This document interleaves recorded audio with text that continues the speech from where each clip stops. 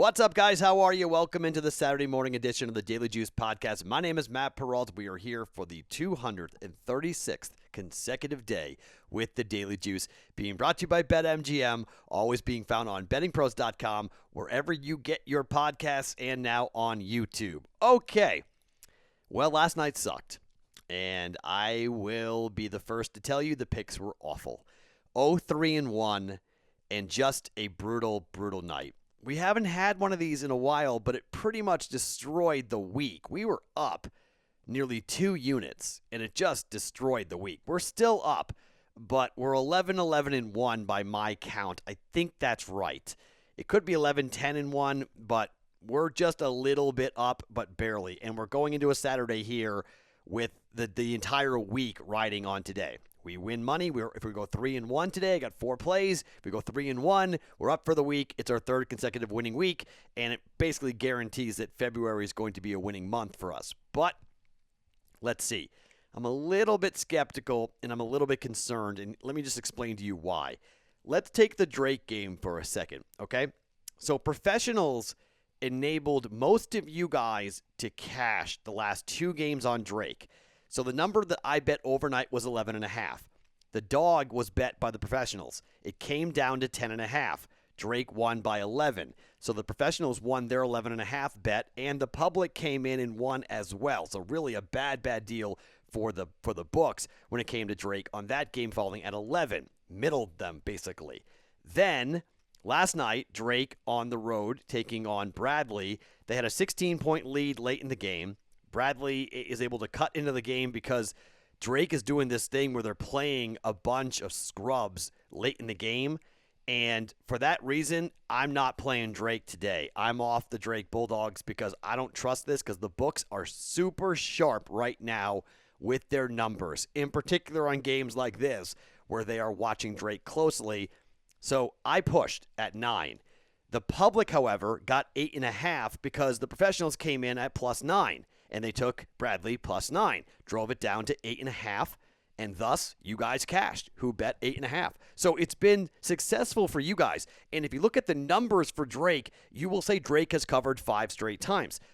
That really isn't true, but by their official record, if you go by the closing number, Drake is now 20-4 against the number. That's why things can be a little bit deceiving because when you bet the game, it matters. What number you got, what number you played mattered. So I'm 0-1-1. You guys are 2-0.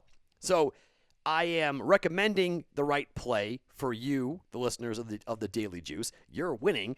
I'm getting annoyed because I'm losing. So I'm down the last 2 games betting Drake. You guys have won the last 2 games betting Drake. So you want to hop back on Drake today, feel free. I'm not going to fight you on it. I think it's a smart play. I think they'll probably destroy Bradley. But I'm just not going to do it because I'm not trusting the books to have a number that has any real value to buy into. So I'm going to pass on Drake. I just think it's a dangerous play. Utah got blown out. As I talked about it last night on the podcast, I was concerned about that. Betting the Heat was the right play. I'm going to ride teams that have made me money, and I'm going to ride it until I lose. And Utah just kicked me off. So, okay, now we'll kind of recalibrate a little bit here. We'll watch their next game most likely. We'll be back on them when they play at home. But on the road, obviously, it's much more difficult to play, and Miami is a very good defensive team. Good win. And then the first half just got so out of control with Toronto. The second half went how I thought it was going to go against Houston, but Houston's just so bad. That was disgusting. So that game goes way over. We missed on that. So 0-2 in the NBA last night, 0-1-1. And then the over for the Wild and the Kings. I knew I was in trouble because the Kings scored 3 goals early, and if Los Angeles didn't get involved, we were toast. Like, that's when a team goes up that big, when you're betting overs, you really want 2-1. You don't want 3-0.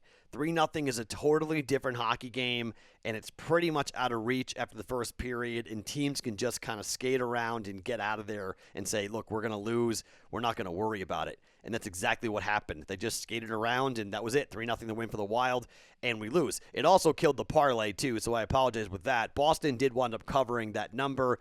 I don't think the over, I think it was 1-2 on the 3 plays for the podcast. I don't think the over hit for for Sacramento and the Pistons, but I didn't check that final score. It was trending towards the under, but I didn't check the final score. But it didn't matter because the Kings did not win that game, so it was toast. So that didn't happen. So that stunk. So just a bad night. We hadn't had one of those in a really long time. So I believe we're either 11-10-1 or 11-11-1 here going into Saturday. Tony Finau's playing well. He's in the top 10. He's in contention. John Rahm played horrifically yesterday. He is still in it, kind of. I think he's tied for 25th or something like that. So he may make a run. He's got that type of game in him on Saturday and Sunday. There's no cut on this tournament. I made that mistake by saying that yesterday. There's no cut. So John Rahm could easily pull up and have a great number. So maybe he backdoors his way like he did last week. He backdoored his way into a top 5 finish. So maybe he's able to do something similar to that and get rolling, and we wind up getting ourselves with 2 hits on golf. So I am not going to bet the UFC fight coming up tonight. I know we got people in the Discord channel, a guy named Bear Maulings. I would definitely follow his picks. He's really good in the MMA channel on the Discord. So if you're interested in UFC plays, he's really good. I dabble. This is a card for a UFC fan tonight. I mean, you got to be really into the UFC. The heavyweight fight at the top most likely is going to be a first-round knockout for one of the 2 guys. But I'm really gearing up for the pay-per-view next weekend because that card on March the 6th is incredible. I mean, just electric. I cannot wait to break down all 3 title fights. That thing's so good that Dominic Cruz and Joseph Benavidez are fighting on the undercard. Like, excuse me? Both those guys could be headliners, and they're fighting on the undercard. That's how good that card's going to be coming up next weekend. So nothing going there. I may get involved with NASCAR tomorrow. That might be something that I dabble into, but as of right now, I'm not getting involved with NASCAR. I'm not getting involved with the UFC. So we're just going with 2 hockey plays and 2 plays here coming up for us with the 2 plays for hockey and 2 plays for college basketball.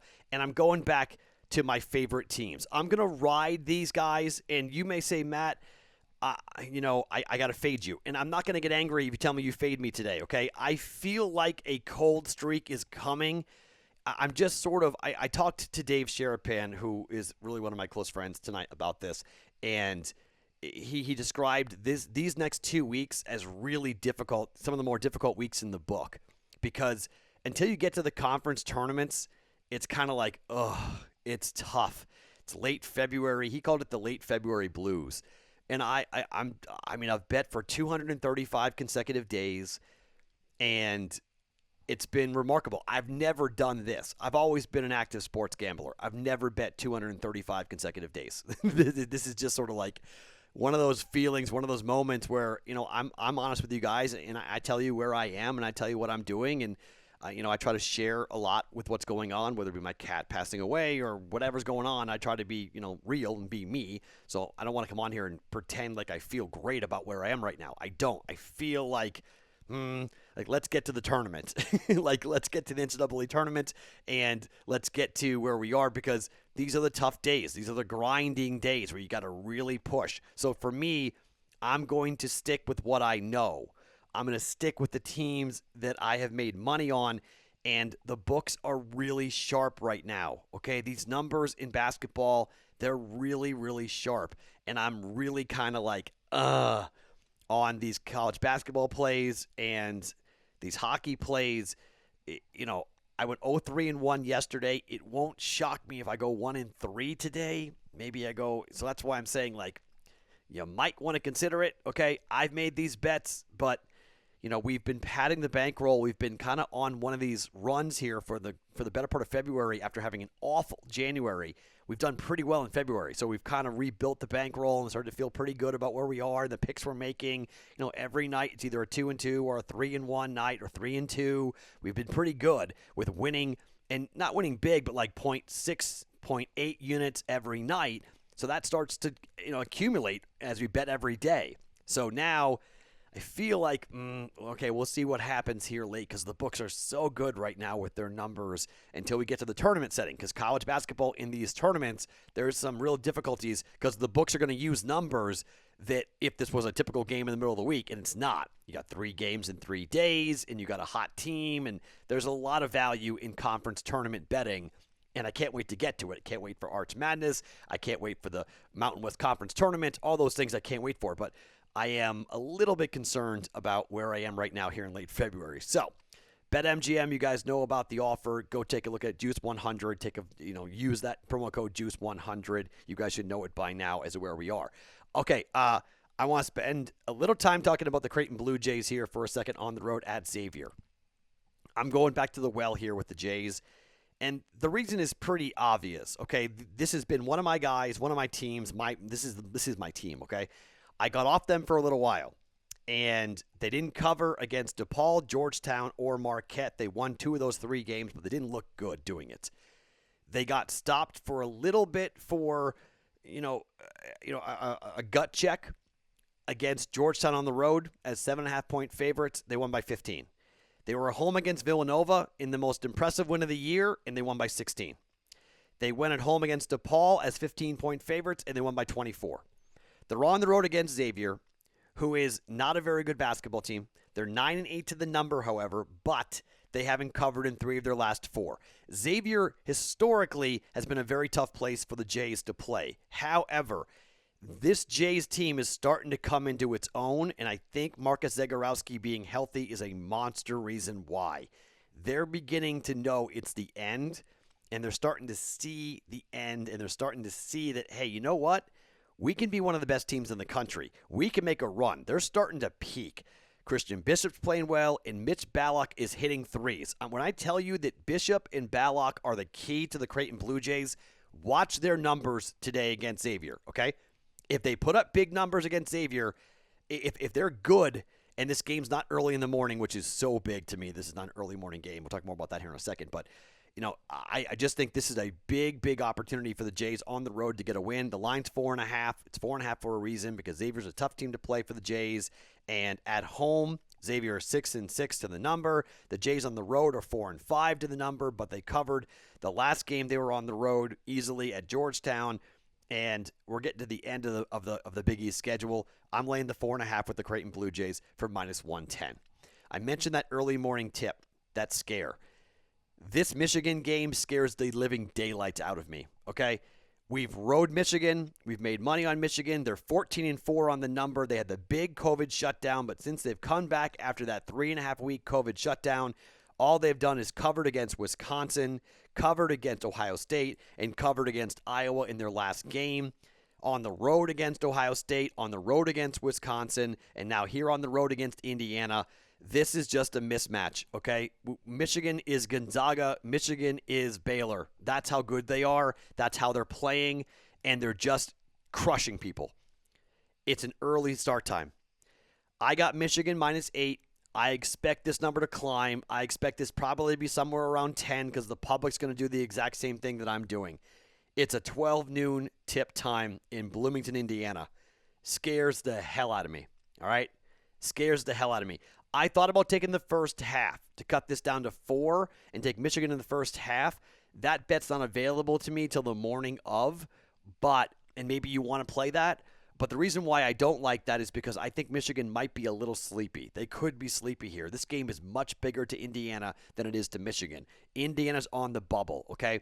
But if you remember going back to the Oregon game that we bet in the Discord channel when Oregon played against Stanford, Stanford's on the bubble. Oregon's pretty much a more talented team, and Oregon beat them on their home floor. Won by 3 as 2.5-point favorites. It's a little deeper here, a little bigger number here. It's 8. Michigan -8. I'm gonna take Michigan -8 here. Again, this is Michigan and Creighton. These are going back to 2 teams that we've made money on. These are teams that we've rode for most of the regular season.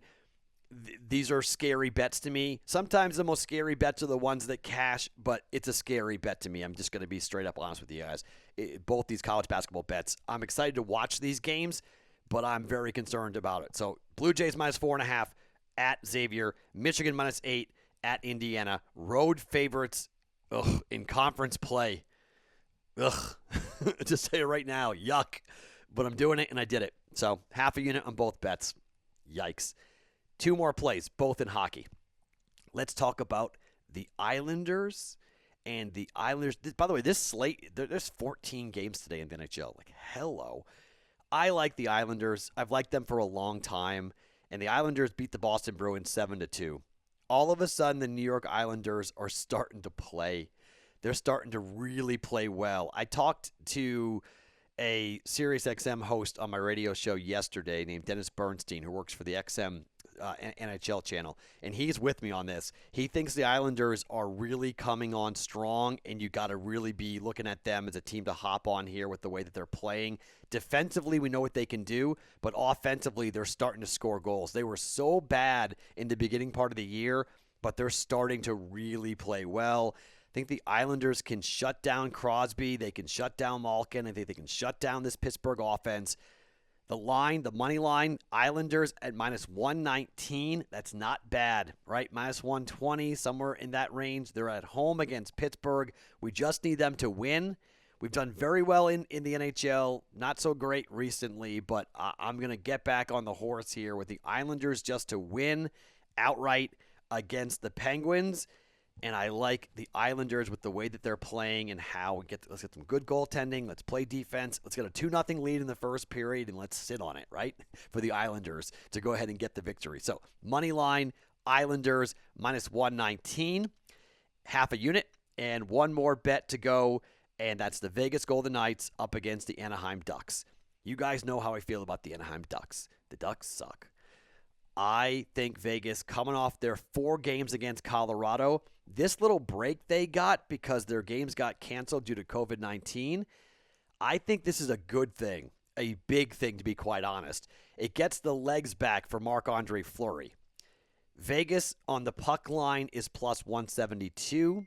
I am taking a plus 172 plus money on the Islanders on the puck line at plus 172 for that. So let's get Fleury to play well. Let's keep this anemic Anaheim offense really not there. Let's get this puck line victory for Vegas at plus 172. All right, 4 plays. I don't know why. 4 is one of my numbers. I'm a numbers guy. I don't know how you guys feel about this stuff. One day I'll explain my numbers. I got married at 427. I'm a little weird, right? I mean, that's odd. But my numbers are 2, 4, 7, 14, 21, 28. And if you ask me how important those numbers are, I won't live in certain houses because of their number structure. All my nice apartments that I've liked living in have all had some combination of that. Felix died on 2/22. Okay? So it's just these numbers mean stuff. Where do they come from? In case you're curious, I was born on April 4th, 1977. That's 4477. That's 2 4s and 2 7s. That's where 2 comes from. 7 times 2 is 14. 21's my favorite pitcher of all time in Roger Clemens, even though he's a steroid cheat. And 28 was a number that 7 times 4 equals 28 from my birthday and from the year. So those are my numbers in case you're curious. So that's a big thing to me. 4 is a good number. So I just feel comfortable with 4. I don't know why. I just do. I feel comfortable with 4. 4 half-unit bets equal 2. Okay? Yes, your host is a very strange dude. Just get ready for that. By the way, before we wrap, for you guys who went and bought the stragglers who did not buy the cookies, we had, by my count, I think 10 orders purchased yesterday from people just out of the goodness of their heart, just say, hey, a couple people actually missed out on the first time around and said, hey, look, I didn't get in on the first time. I'll just go ahead and buy those extra orders that aren't sitting there. I'll buy them. And they bought them. One guy bought 3. So really, thank you for that. So Celia at sweetseasbakery.com in case you need to get in touch with her about your order or an order you want to buy or you want to take care of the stragglers. We get to 300 orders. We got $2,500 from the owners of BettingPros, and we got $5,500. We're over that, by the way, because people have been donating to their local charity. By my count, I got $175 donated to local chapters of the Ronald McDonald House already from the Daily Juice people. So we're already over 3,000. So just really, really cool. Thank you for everything. So cool, so awesome. Best of luck to all of us. Hopefully we end the week up. Hopefully we have a good day here on Saturdays. Once again, to recap the plays, Creighton minus 4.5, Michigan minus 8, Islanders money line, Golden Knights on the puck line for hockey here today on a Saturday. My name's Matt Peralt. Follow me on Twitter at SportsTalkMatt. Every single morning, it's the Daily Juice podcast right here on BettingPros.com, brought to you by BetMGM.